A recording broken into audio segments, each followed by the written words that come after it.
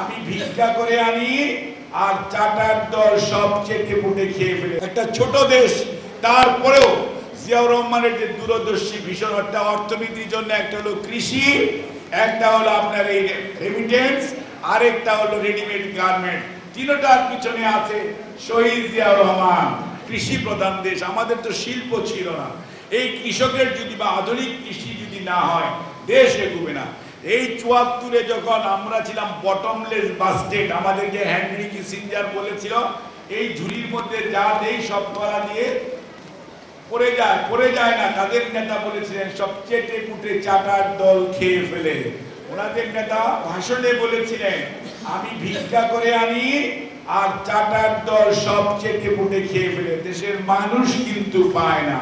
এবং উনি খুব আক্ষেপ করে বলেছিলেন মানুষ পায় সোনার খনি, রূপার খনি, তেলের খনি, আর আমি পেয়েছি চোরের খনি। এটি কিন্তু বিএনপির কোন লোক বলে নাই, এই ওনাদের যে বড় নেতা ছিলেন উনি বলেছেন।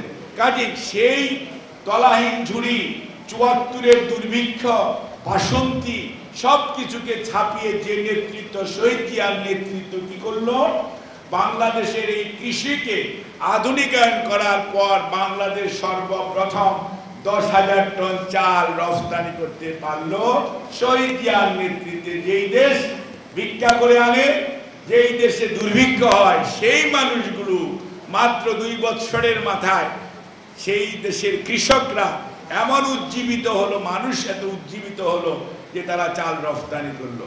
আমাদেরকে অনেক মানুষ স্বীকৃতি দেয় নাই। শহীদ রাষ্ট্রপতি জিয়াউর রহমান প্রথম। এই যে আজকে আমাদের লক্ষ লক্ষ মা বোনেরা আজকে বিদেশে আছে, ১ কোটির অধিক বাঙালি আজকে বিদেশে কাজ করছে। এই যে রেমিটেন্স, এই রেমিটেন্স কে আনলো সর্বপ্রথম?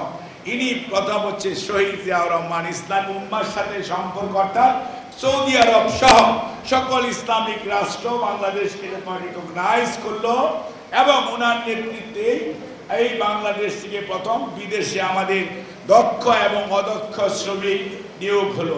আজকে আমাদের অর্থনীতির মূল চালিকা শক্তির অন্যতম একটা হচ্ছে রেমিটেন্স। আজকে আমরা সুন্দর সুন্দর কাপড় পরি, কিন্তু আমাদের এত সুন্দর কাপড় কিন্তু ৭২, ৭৩, ৭৪, ৭৫-এ ছিল না। কারণ তখন ২ গজ কাপড়ের জন্য আমাদের রিলিফ চেয়ারম্যান অথবা টিসিবি লাইনে দাঁড়াতে হতো। এবং মা বোনেরা আছেন, তখন একটা ডানোর কৌটার জন্য সকাল থেকে সন্ধ্যা পর্যন্ত এই রমনার টিসিবি দোকানের মধ্যে সকাল ভোর রাত্র থেকে লাইন পড়তো। সেটা ছিল ৫ টাকা, বাইরে ছিল ১২৫ টাকা।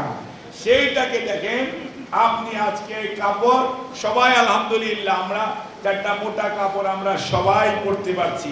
এবং বিদেশে এই যে কাপড় রফতানি অর্থাৎ রেডিমেড গার্মেন্টস, এটি কে করলেন?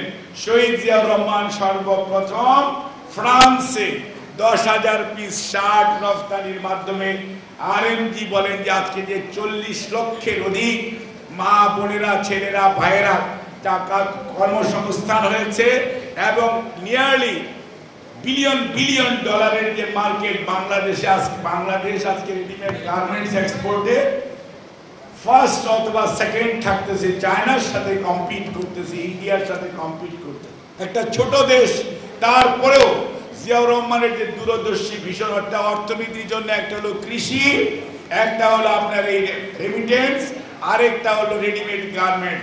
তিনটার পিছনে আছে শহীদ জিয়াউর রহমান। কাজে আপনারা তো অবশ্যই, অর্থাৎ মানুষ যে বিশ্বাস করেছিল ৭ই নভেম্বর, সেই বিশ্বাসে উনি কিভাবে মূল্যায়ন করলেন এবং মর্যাদা দিলেন এবং দেশের মানুষকে, এই উশৃঙ্খল বিশৃঙ্খল মানুষকে উনি সুশৃঙ্খল করলেন, সারা বাংলাদেশের মানুষকে ঐক্যবদ্ধ করলেন এবং আধুনিক বাংলাদেশের উপকার বলা হয় শহীদ জিয়াউর রহমানকে।